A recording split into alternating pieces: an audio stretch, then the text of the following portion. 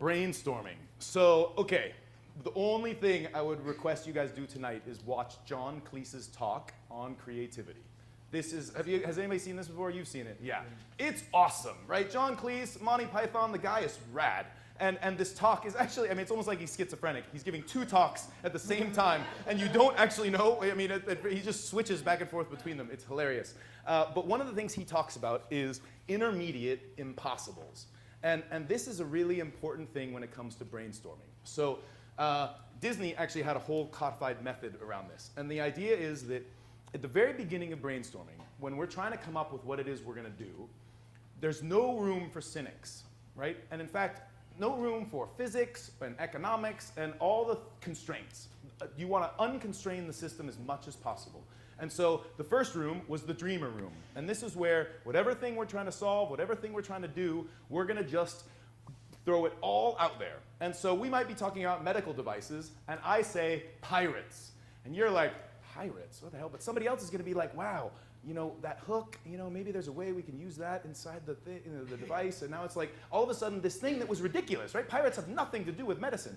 But that was the intermediate impossible that sort of let everybody else sort of provided enough random input for everybody else to sort of lead to some other new thing. Okay, so this is the Cambrian explosion room, as many ideas as possible. Okay, now we go to the spoiler room. This is where, all right, economics and physics, like what is actually not possible, pirates, yeah. But this other hook thing, okay, maybe something interesting. So this is where we cut down that list into something sort of more manageable. And then finally, the realist room, right? This is like, okay, of all the things that survived the laws of physics, like what are we actually excited about? What are we actually going to work on? What makes a lot of sense?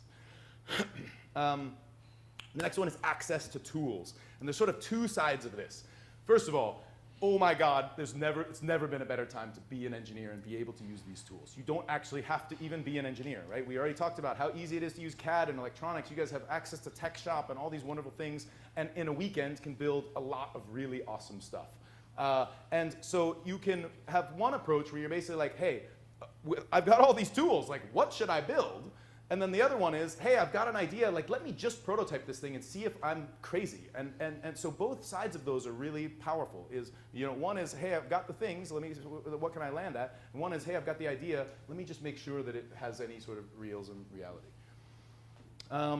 Next is a stimulating environment. And this is one that's really been an active process for me at our company. We're up to 26 now, which is sort of right at the threshold where I people come and I don't necessarily know their name all the time. But the stimulating environment is really been a powerful thing for us. So, you know, arguably a place is good, you know, your business will be open 9 to 5. Maybe a bunch of, you know, nerds, it'll be 11 to 8 or whatever. But you've got this asset there, this building, and it's outfitted with lots of stuff, and there's weekends where maybe people aren't going to be there. Well, what other things can you do with that space? Well, we started doing lots of stuff. We found local nonprofits that we loved, and we'd host special dinners, and we'd grab like some local chef who wants to test a new thing, and we'd have these little pop-up dinners. That had two effects, right? A, we're helping the community. B, we're helping some local partner of ours. C, we're getting people who wouldn't necessarily be coming to our shop, and now they're interacting with our employees and trading ideas and whatnot. They're also learning about what we do, and they're in a place that they might have not been before. We have a top secret nerd night.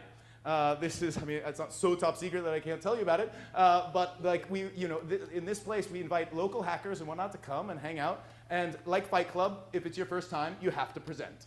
So so the neat part is like every single person in the room at that point has all presented. You can always say, oh, what did you present on? But the other side of that is all of our engineers, all of our team are now getting, again, sort of exposure to other people, lots of churn, more random input, more ideas. We've got a game night. We make games, right? We love games. Let's play everybody. Let's play as many games as possible. Board games, card games, whatever. Let's just try new stuff. Art walks, whatever. Just what other kinds of ways can you get people playing together and interacting, getting the community out to your place? Be more than just we provide this one thing. How can we get sort of more churn into our environment? Mentorship. So this one's huge. Our current school system is not awesome, you probably know. And in fact, having 30 kids and one teacher was not there because it's optimal, right? It's there because it was the way that sort of made it work. But there's nothing like a one-on-one with a kid, right? Ridiculously valuable for the kid. But you know what else? super valuable to the mentor. And in fact, you get oxytocin release for being a mentor. And you know, one of the things that's super fun about it is kids come up with the wildest stuff. There's this wonderful group called the Network for Teaching Entrepreneurship, nationwide group, teaches kids how to be entrepreneurs. And I'll sit there talking with these kids, and I'm like, God, that is a freaking amazing idea. Like, how did you even land at that? But they sort of don't have all the sort of baked-in constraints that we end up with. So really, really powerful there. You know what's even more nuts? You get oxytocin for watching someone else be a mentor. So just being in the room, watching other people, you know, I mean, that's like crazy awesome. You know, we've got mirror neurons just for that sort of thing. So mentorship, highly encourage you to do it. There's lots of opportunities all over the place, every city. Highly encouraged. So this kid, I found this picture on the internet. I have no idea what he's doing, what he's looking at, but I freaking love it. You know, I want more kids thinking like that because frankly, I feel like this is sort of really something we need, this kind of creativity, this sort of ridiculousness, because out of play and you know, non-constrained environments, things always start playful and not sort of the fundamental for the world. And then only after it is sort of adopted there and is fun can it possibly transition into something else.